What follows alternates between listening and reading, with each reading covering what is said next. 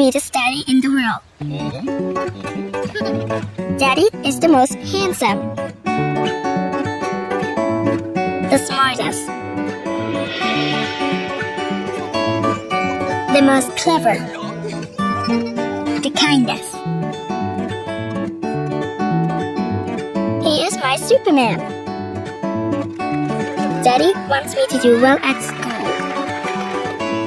Daddy is just great. Berdasarkan video yang dipaparkan tadi, antara mesej ataupun nilai utama yang cuba diketengahkan ialah nilai kasih sayang.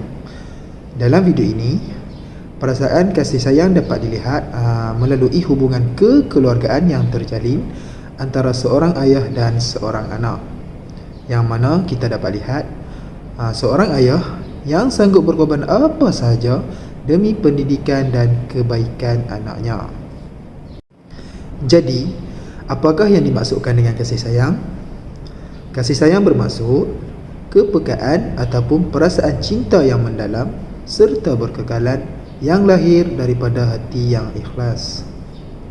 Kisah ini membuktikan bahawa kita sebagai manusia sentiasa mendahagakan dorongan ataupun bantuan daripada orang sekeliling kita, terutama ibu bapa, untuk mencapai kejayaan. Bantuan dan dorongan ini diperoleh dengan adanya perasaan kasih sayang. Pelajar yang menerima kasih sayang yang secukupnya akan menjadi seorang yang tidak mudah berputus asa. Kerana apa? Kerana mempunyai sokongan emosi yang kukuh dari orang sekeliling untuk bangkit sekiranya dia mengalami kegagalan. Oleh itu, terbuktilah bahawa kasih sayang daripada orang sekeliling, terutama ibu bapa, sangat-sangat diperlukan oleh seorang pelajar agar perkembangan psikososial dan pembentukan personaliti pelajar tersebut dapat tumbuh dengan seimbang dan sempurna. Jadi, jangan lupa jasa ayah kita yang kerja keras nak membesarkan kita, menanggung kita, yang tak pernah rasa malu nak buat kerja, janji kita boleh pergi sekolah. Kadang-kadang ayah kita garang, cubit, tampar, sebat dan rotan kita, tapi jauh di sudut hati dia, ayah kita sangat sayang kepada kita. Antara pihak yang dapat mengambil manfaat melalui nilai moral yang cuba disampaikan dalam video ini ialah kita sendiri, pelajar-pelajar di PLI yang merupakan bakal-bakal guru. Video ini menjadi sebuah video pengajaran kepada kita supaya bersikap lebih prihatin dan mengambil berat kepada anak-anak murid kita dengan meluangkan masa dan memberikan kasih sayang yang secukupnya kepada mereka.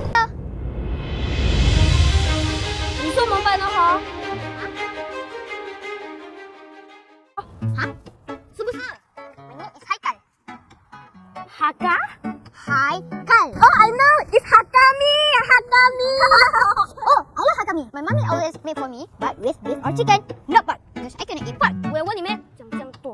Huh? Are you banana? Banana? You don't know what is banana? Oh, I know the fruit lah. You want?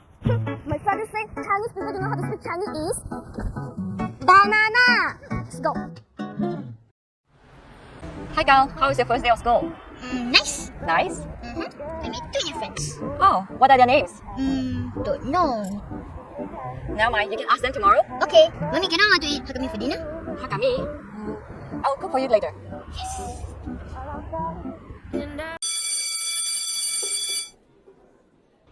Assalamualaikum warahmatullahi wabarakatuh. Saya akan membentangkan sebuah video tentang persahabatan. Video tersebut mengisahkan tentang seorang pelajar bernama Haikal yang baru berpindah ke sekolah baru dan ingin bersahabat dengan rakan-rakan barunya. Yang pertama, saya memilih video tersebut kerana ianya bersesuaian dengan nilai dan etika yang terdapat dalam moral, iaitu menjalinkan hubungan persahabatan sesama manusia. Ianya merupakan nilai moral yang baik dan perlu diamalkan sesama pelajar di sekolah yang berbilang kaum. Yang kedua, antara golongan yang boleh mengambil manfaat terhadap video tersebut adalah semua masyarakat Malaysia yang berbilang kaum, khususnya pelajar sekolah. Ini bagi mewujudkan hubungan silaturahim antara pelajar berbangsa Melayu dan dengan bangsa-bangsa yang lain. Yang ketiga, antara kandungan yang terdapat di dalam video tersebut adalah bersahabat tanpa mengira bangsa dan agama. Ini dapat dilihat apabila Haikal cuba sedaya upaya untuk bersahabat dengan rakan barunya di kalangan berbangsa Cina. Ia menunjukkan nilai moral yang baik. Yang keempat, adapun komen dan kesimpulan yang terdapat di dalam video tersebut yang saya dapat rumuskan adalah setiap individu khususnya pelajar mestilah bertoleransi dalam mewujudkan kesefahaman yang baik. Contohnya, 2 orang pelajar berbangsa Cina tidak mahu bertutur bahasa yang difahami oleh Haikal dan masih meneruskan pertuturan Mandarin tanpa menghiraukan adakah Haikal faham ataupun tidak. Sekiranya jurang bahasa masih dikekalkan, maka kesejahteraan dan kesefahaman di dalam sekolah di antara kaum-kaum tidak dapat dipupuk.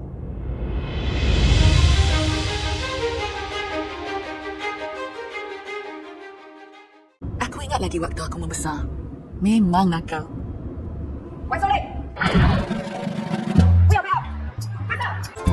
Kami macam isi dengan kuku. Semua benda kami bersatu. Padahal, dengan mak tiri sendiri pun tak sebulu. Mereka saja yang selalu ada untuk aku. Memang tak ada apa yang dapat disakitkan. Termasuklah dia, Cikgu Sabaria. Baginya, kami ibarat selumba dalam daging. Ada saja yang tak kena. Tapi, dialah orangnya yang mengajar kami erti perpaduan. Nak dijadikan cerita? Satu hari Bombom dan Kumari cabar kami.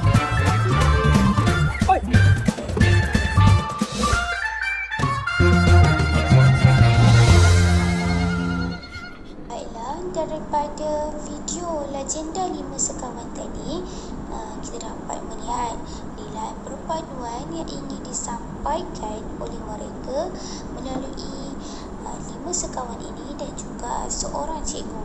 Jadi, Legenda 5 Sekawan ini adalah mengisahkan sebuah cerita tentang 5 orang kawan sejati yang telah mengharungi kehidupan yang berbeza agama dan juga budaya. Dan 5 kawan ini sentiasa terlibat dalam pelbagai masalah disebabkan perbuatan mereka yang menyusahkan orang sekeliling. Sebagai contoh, mereka tertangkap oleh pemilik kedai runcit apabila mereka melarikan diri selepas mencuri barang daripada kedai beliau. Namun, mereka sentiasa dipertahankan oleh guru mereka iaitu Cikgu Sabaria, dan Cikgu Sabaria ni membayar balik kepada pemilik kedai tersebut apa yang mereka curi. Dan Cikgu Sabaria sentiasa membantu mereka dan memberi peluang walaupun orang lain termasuk ibu bapa mereka telah berputus asa dengan anak-anak mereka sendiri.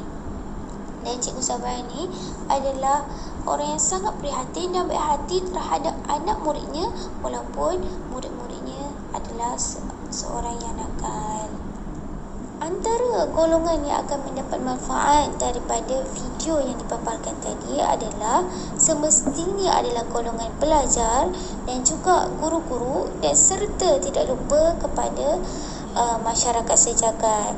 Di dalam video ini banyak mengajar kita tentang persahabatan ni takkan pernah mengira bangsa ataupun warna kulit, dan pada waktu persekolahan juga adalah waktu untuk kita menyemai perpaduan. Dan sebagai orang yang lebih tua, contohnya seperti Cikgu Sabaria, adalah tugas mereka untuk menunjukkan nilai toleransi ataupun nilai-nilai murni sesama manusia kepada murid-murid mereka.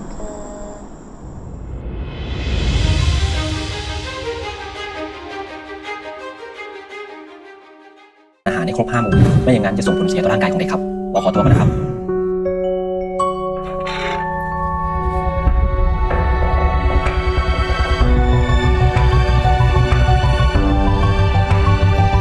แต่แม่คนนี้ทำได้ทุกอย่างเพื่อลูก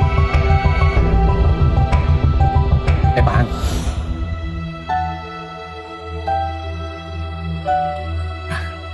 จะซื้อนมไปฝากลูกเหรอเอาไปเถอะฉันให้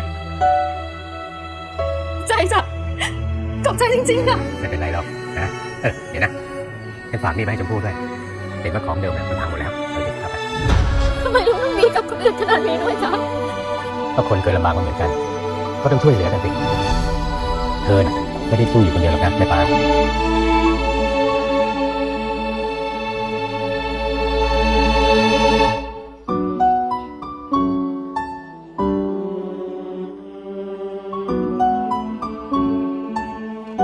ถ้าหนูทำงานได้เมื่อไหร่ หนูจะพาแม่ไปกินของอร่อยๆนะคะ รักแม่ที่สุดในโลกเลย Nilai yang dapat kita perolehi adalah nilai kasih sayang.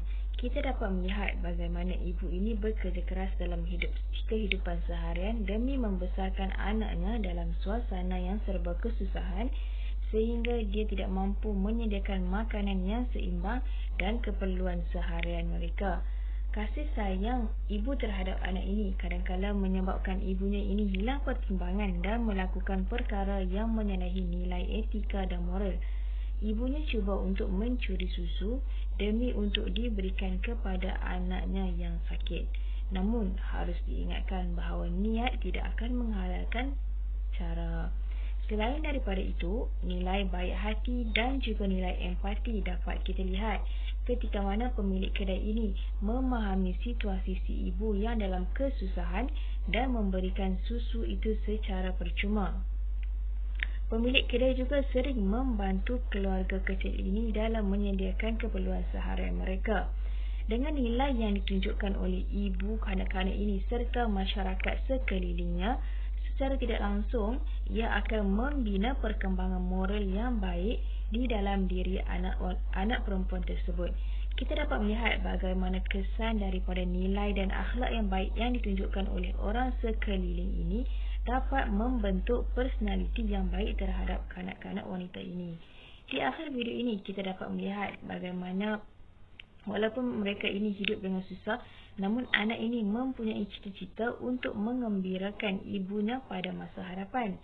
Oleh yang demikian, kita dapat melihat betapa pentingnya pendidikan dan contoh daripada orang dewasa, terutamanya ibu dan bapa, dalam menerapkan nilai yang baik dalam membentuk personaliti yang baik di dalam diri anak-anak mereka.